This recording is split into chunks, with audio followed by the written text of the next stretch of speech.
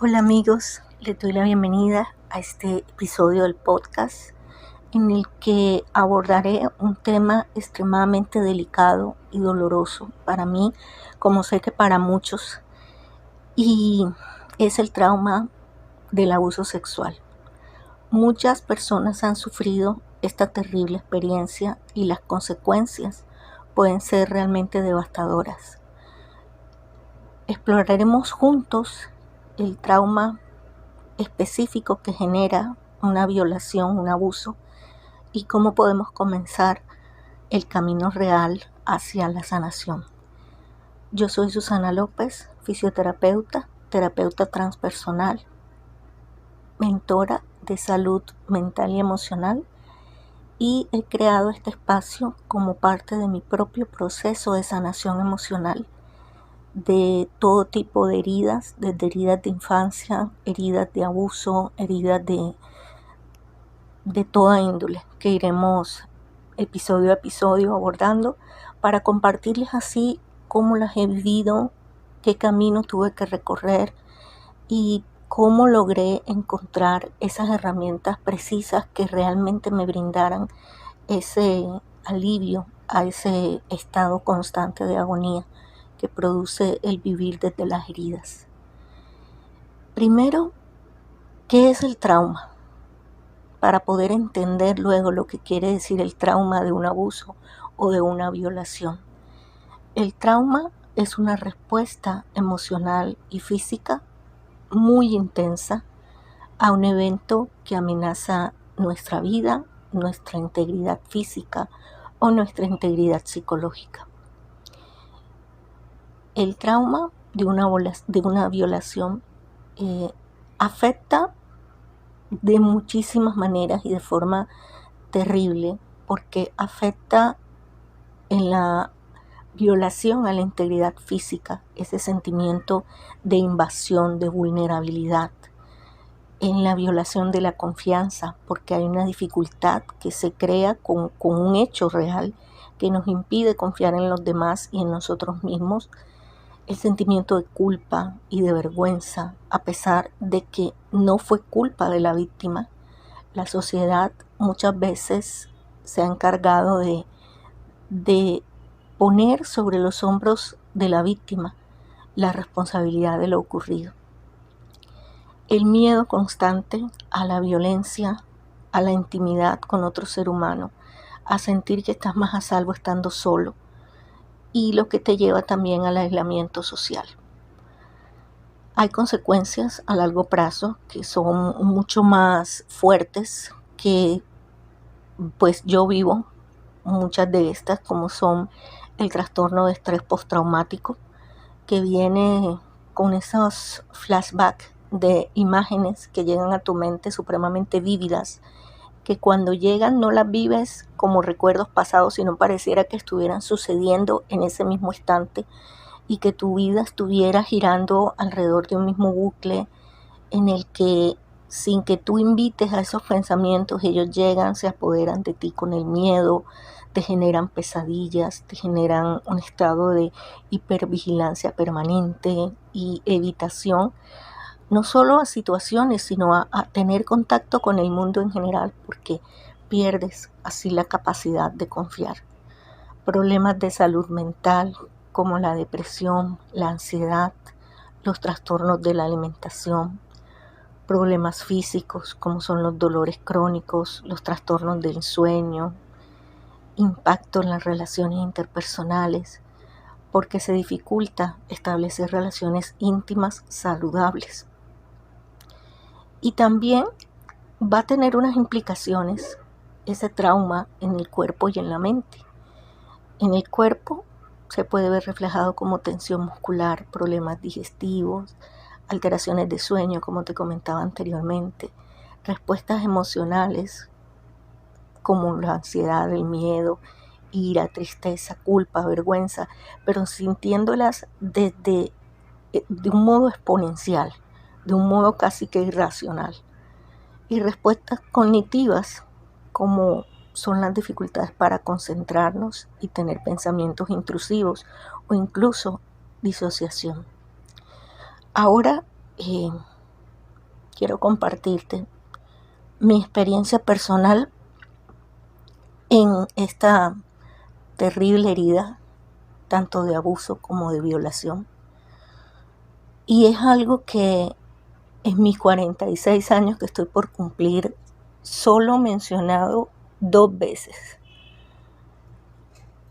Y siempre han sido durante terapia, porque me costó 46 años, 45 pues, comprender que había sido víctima de un abuso, porque muchas veces nuestra inocencia, nuestra forma de ser tan, como te dijera, yo la primera vez que lo presencié, que lo viví, era una niña de apenas 7, 8 años, y observar cómo, y voy a tratar de decirlo, tratando de mantener a salvo la identidad de esa persona, porque no quiero que este proceso de sanación vaya a afectar a otra persona, pero sí decir puntualmente que yo presencié el abuso de una persona que era supremamente fundamental para mi vida, que era un pilar para mi vida, y ver cómo esa persona abusaba de alguien que también era parte importante de mi vida. El ver eso y desde mi mente de niña tratar de comprender qué era lo que estaba pasando y saber que era algo malo lo que estaba pasando. Y recuerdo que yo en la mañana siguiente hablé, dije, yo vi esto que pasó estuvo mal, y ver cómo me convencieron de que lo que yo había visto no era realmente malo, que no había entendido lo que había visto, pero realmente lo fue. Fue tal cual como yo lo vi, porque mi cuerpo y mi mente y todo reaccionó y dijo, wow, esto que está pasando no está bien. Y al ser silenciada, al yo expresar esto que vi estuvo mal y que me dijeran, no, lo entendiste mal, no fue lo que tú creíste, tú estás loca, no vuelvas a repetir eso. Y recuerdo que me lo dijeron así, no vuelvas a repetir eso porque eso no fue así. ¿Y qué pasó? Que terminé yo siendo la regañada y teniendo que guardar algo que yo sentía que no estaba bien hacer.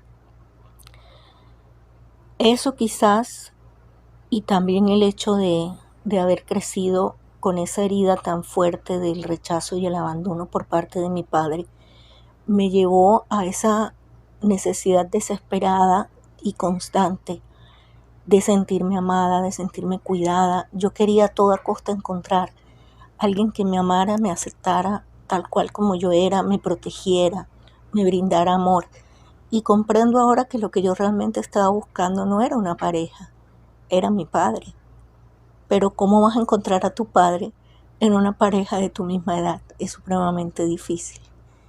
Y yo llegué a mis 18 años siendo una niña, porque mi mentalidad era de niña. Yo no tenía malicia, yo no sabía lo que era el mundo. Yo no sabía que existían personas que sin tener ninguna necesidad de lastimarte o de dañarte para toda tu vida, lo hacían por el simple placer de hacerlo, o peor aún, sin que sintieran la menor cosa por haberlo hecho. Yo no sabía que ese mundo existía. Y al cumplir mis 18 años, fue como que salí al mundo, porque así me lo dijeron mis padres, ya tú tienes 18 años, ya de aquí en adelante, pues es tu vida, tus decisiones. O sea, fue como un desamparo absoluto prácticamente. Conocí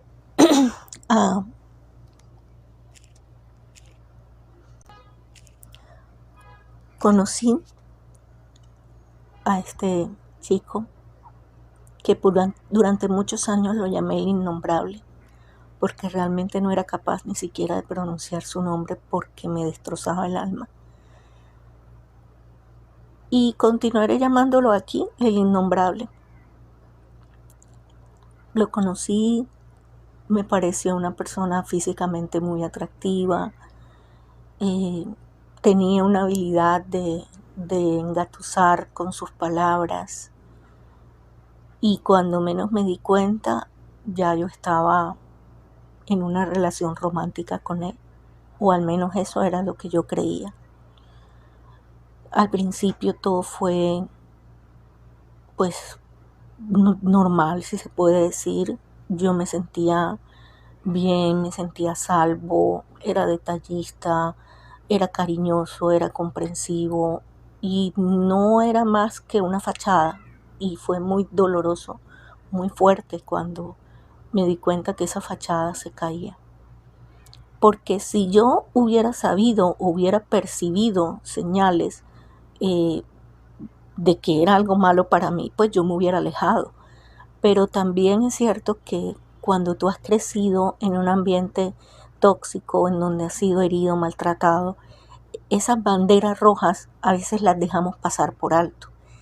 Y el que te dijeran, no, no quiero que salgas a la calle sola porque tienes que cuidarte, porque no sé qué, que te lo diga tu pareja, yo lo sentía como que, wow, me está cuidando, wow, está pendiente de mí. Y no era más que una actitud posesiva de tratarme como una cosa. Y yo no me daba cuenta en ese momento por lo que te digo, porque, porque no había vivido, porque no había comprendido y no había podido desde niña ver cuáles eran esas señales.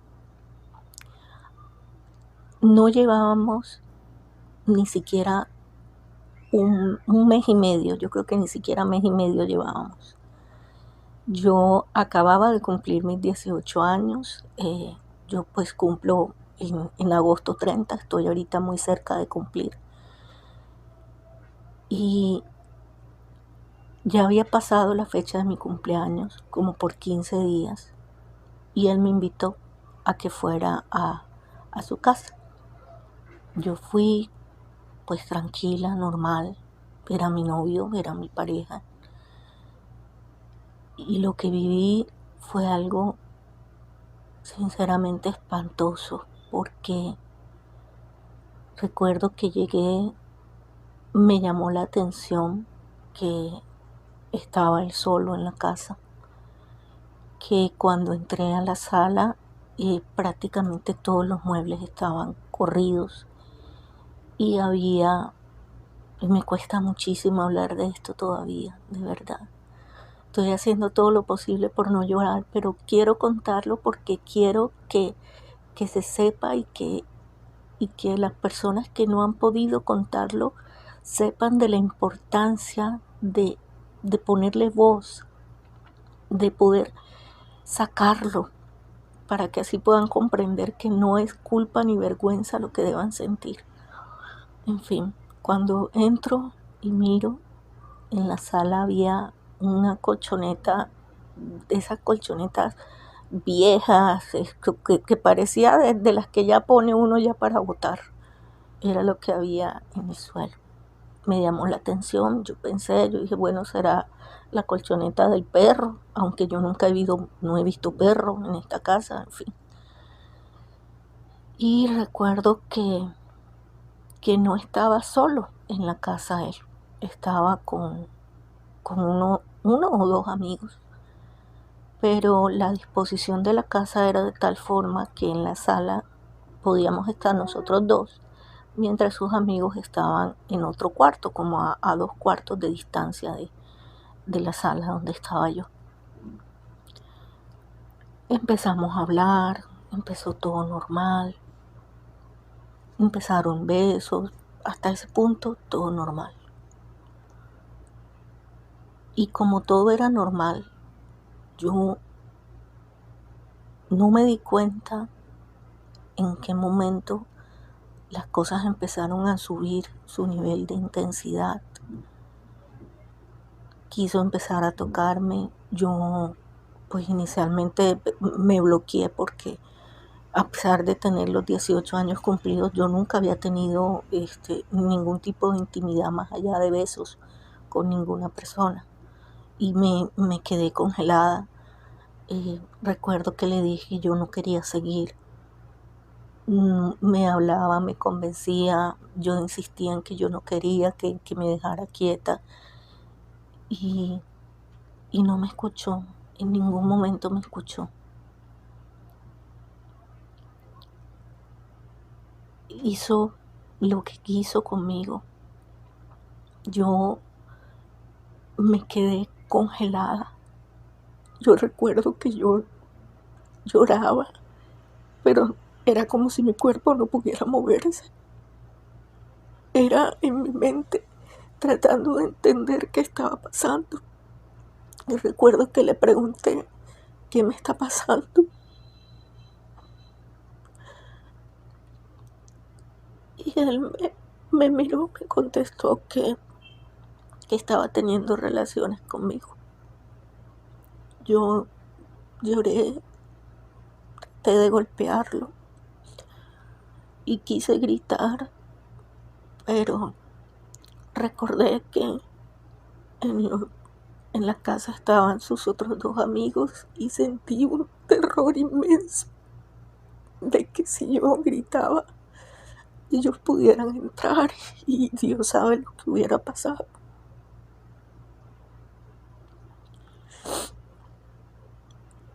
Y a pesar de que eso pasó hace tanto tiempo, cada vez que yo cierro los ojos es como si yo volviera a vivir. Y es algo horrible. Recuerdo que cuando terminó me dijo que ya yo le pertenecía, que de ahí en adelante ningún hombre iba a quererme para bien, sino que todo aquel que se me acercara iba a ser para utilizarme. Y ahí vino esa transformación, esa transmutación en un monstruo, en acabar con lo poco que hubiera quedado de mi autoestima, en minimizarme, en tenerme a su servicio, porque era decirme, si tú me dejas o si tú dices algo, yo voy y le digo a tu mamá, y mira que tu mamá sufre del corazón, y si tu mamá se muere va a ser culpa tuya. En fin, no importa lo que fuera que pasara, todo era culpa mía. Y en últimas me decía que era culpa mía porque yo me lo había buscado. Y durante muchísimos años yo lo creí así. Yo duré un año en este tormento, un año en el que toda mi vida se derrumbó. Yo era la mejor estudiante académicamente en mi universidad y el cambio en mí fue tan evidente que fui llamada de la misma decanatura para preguntarme qué era lo que me pasaba, porque me veían mal físicamente, me veían llorando en clases, en prácticas. Recuerdo cuando estaba en prácticas un paciente que cuando llega la hora de la merienda, que los mismos pacientes se inventan, y son como 5 minuticos en el que hablábamos pues, y era como que para desestresar a los pacientes. Recuerdo que uno me dijo, ¿para ti qué es el amor? Ay Dios, ¿o para qué fue? Yo me he soltado a llorar y yo dije, el amor para mí es dolor, es sufrimiento, es agonía. Y eso era llorar, llorar, llorar, llorar, llorar. La directora en ese momento de práctica, mi supervisora, todo el mundo preocupado por mí. Y al ver esa reacción de ellos, de que realmente me veían mal, se preocupaban por mí, pude yo comprender de que eso que estaba viviendo no era sano, no era normal. Pero yo no sabía cómo salir de ahí, de verdad no lo sabía. Encontré el valor y decidí frontalmente decirle con todas las letras que quería terminar con él, que yo no lo quería ver más, que no lo quería más en mi vida. Y él aparentemente lo aceptó. Toda la vida me he preguntado si lo que hice fue parte de un plan, porque lo aceptó, pero No sé sinceramente cómo se dieron las cosas. No sé si yo estaba tan mal, que cuando estás tan mal estás como en un modo zombie, que vas por la vida y como que te desconectas de la realidad. Ahora pues con mi diagnóstico de bipolaridad entiendo que quizás sí estaba disociada, no lo sé. Me dijo que para poderme dejar, o sea, como si el precio de mi libertad fuera que tenía que estar con él una última vez. Y con tal de sacarlo de mi vida, yo dije, bueno, el precio lo vale, ¿ya? Para poderme liberar de él. No sé si fue a propósito. Una parte de mí cree que sí lo es, que fue a propósito, que fue adrede. Me embarazó y yo, sinceramente, yo no sabía, o sea, no sé cómo hacía para ir a la universidad y participar en clases y hacer parciales y lidiar con él y lidiar con la vida. Yo no lo sé realmente, no lo sé. No sé cómo viví un año en modo totalmente automático.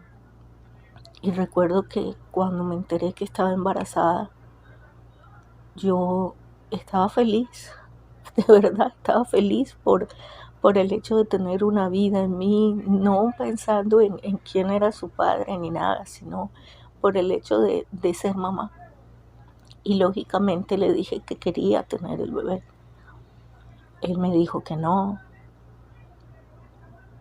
Todos los días me llamaba, me acosaba diciéndome que iba a matar a mi mamá si le decía, que me iba a arruinar la vida, que yo no le iba a arruinar a él la vida, que tenía que obedecerlo a como diera lugar.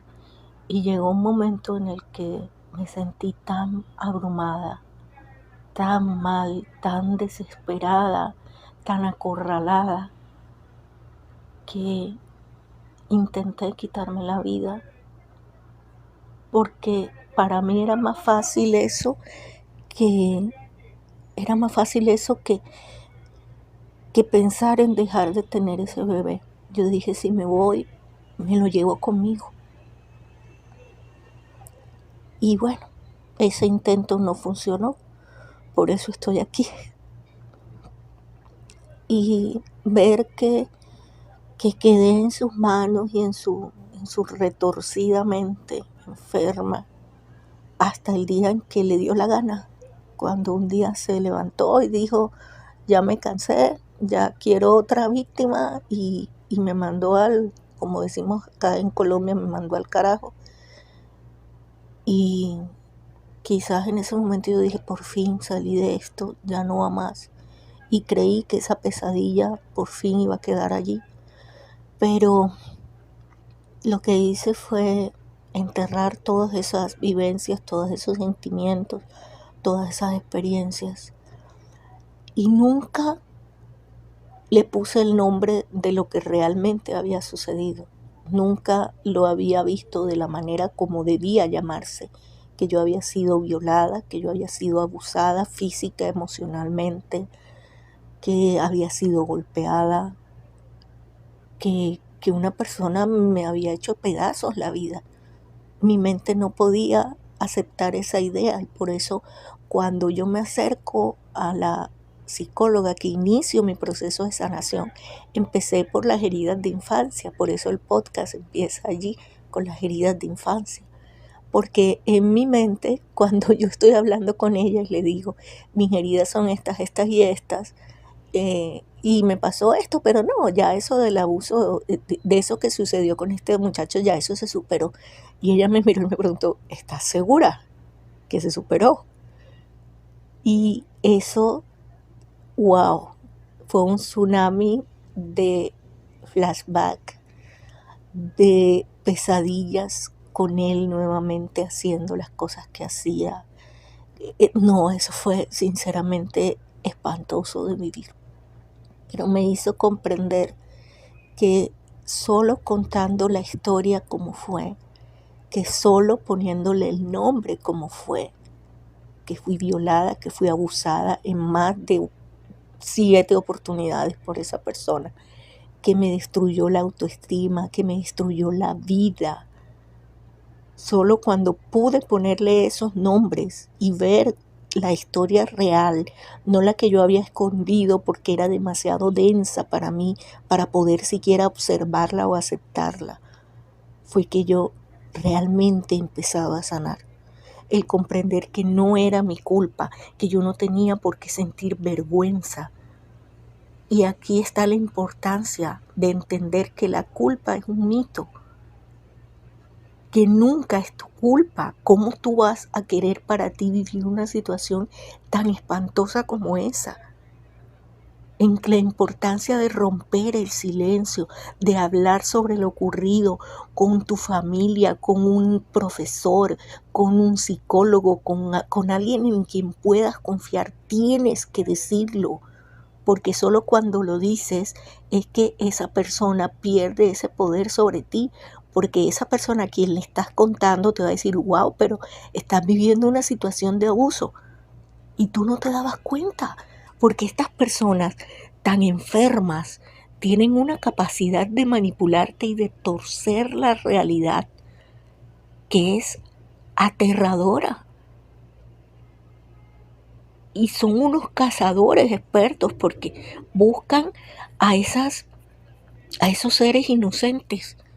Parece que sintieran un placer malvado en dañar esa inocencia. Y no es justo, la verdad, no es justo. Y para hallar ese camino hacia la sanación es supremamente importante que tú recibas ayuda profesional. La importancia de la terapia especializada en traumas es muy importante que la recibas, el que puedas construir una red de apoyo en la que puedas rodearte de personas que realmente te quieran y que realmente te apoyen, que puedas llamar, que puedas decirles me siento mal, ayúdame, necesito apoyo, que aprendas a cuidar de ti mismo, de ti misma, a través del autocuidado, a través de una alimentación saludable, del ejercicio, del descanso, del realizar esas actividades que te gusten.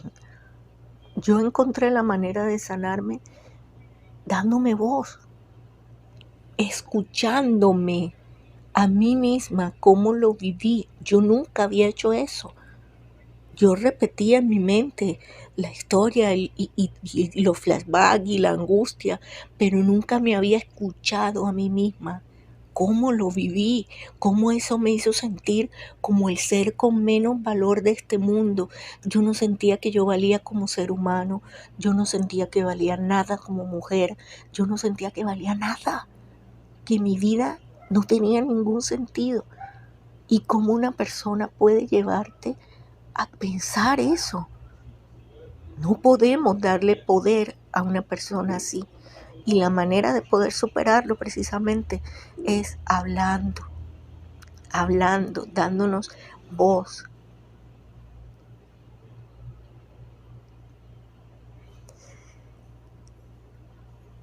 Ahora, para superarlo, cada quien encuentra su propio camino y lleva su propio ritmo. No existe una fórmula mágica, pero existen sí diversas herramientas y terapias que pueden ser de gran ayuda, como lo es el reconocer y validar el trauma. El primer paso para aceptar que has vivido una experiencia traumática y que es normal sentir lo que sientes. El buscar apoyo con un terapeuta especializado que pueda proporcionarte herramientas y estrategias para manejar tus emociones. Yo incorporé la programación neurolingüística para reprogramar en mi mente que era una mujer valiosa, que tenía muchas cosas maravillosas por dar al mundo, que tenía un propósito de vida.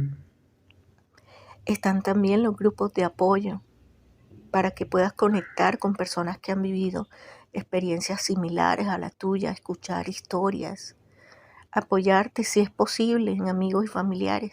Soy muy consciente que a veces no se puede, de verdad no se puede, pero nos toca buscar la manera.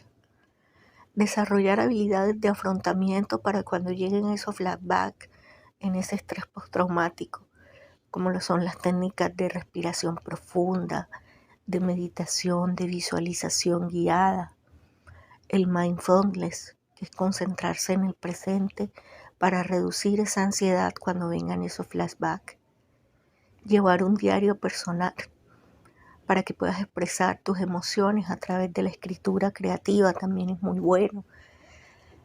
El establecer límites saludables que te protejan de situaciones que puedan desencadenar tu trauma. Celebrar esos pequeños logros, el reconocer tus avances y fortalezas. Para mí es un avance gigantesco poder hablar de lo que sucedió y poder decir cómo me hizo sentir lo que sucedió, porque inicialmente solo lo contaba como una historia que pudo haberle sucedido a una tercera persona. No lo podía contar con mi emocionalidad inmersa en la experiencia, y eso para mí fue un avance grande. Es importante que puedas entender y recordar que la recuperación de un trauma es un proceso gradual y que puede haber recaídas, que no te desanimes si tienes días buenos y malos, y que cada pequeño paso que des te acerca a una vida más plena y feliz. Si estás luchando con un trauma por abuso o por violación, no dudes en buscar ayuda profesional. Un terapeuta puede proporcionarte las herramientas y el apoyo que necesitas para sanar. Existen numerosas líneas de ayuda disponibles para personas que han experimentado un trauma de este tipo. Existen muchas organizaciones que ofrecen apoyo y recursos para sobrevivientes de este tipo de traumas. Existen libros, existen artículos, existen podcasts. Pero la idea definitivamente es que comprendas que nadie merece vivir una situación así, que nadie es culpable de vivir una situación así, y que tú mereces sanar, que tú mereces esa vida maravillosa y que tienes que hacerlo por ti. Y en cuanto al perdón, yo sé que hay muchas personas que hablan de que el perdón libera, pero yo personalmente, con mi experiencia, siento que no todas las cosas se pueden perdonar, o que esa acción de perdonar a veces está mal entendida, ¿verdad? Porque hay acciones que dañan vidas de una forma tan brutal que no se pueden perdonar. Hay acciones que rompen vidas, que rompen almas, y que muchas de esas almas rotas no encuentran oportunidad de recuperarse. Hay otras que sí, pero aquellas que no, te lo pido por favor, si tú sientes que tu alma está rota y no encuentras salida, por favor busca ayuda. Por favor cuenta lo que te ha ocurrido. En el mundo hay gente mala, sí, pero también hay mucha gente de luz, mucha gente que sana y que ha creado espacios donde puedas tener una voz, donde puedas empezar a sanar y a soltar todo ese dolor.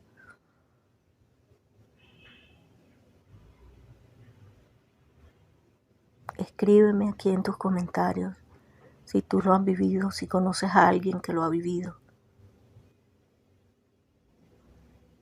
Y recuerda que este espacio es un espacio para sanarte el alma. Nos vemos en un próximo episodio. Un besito. Bye bye.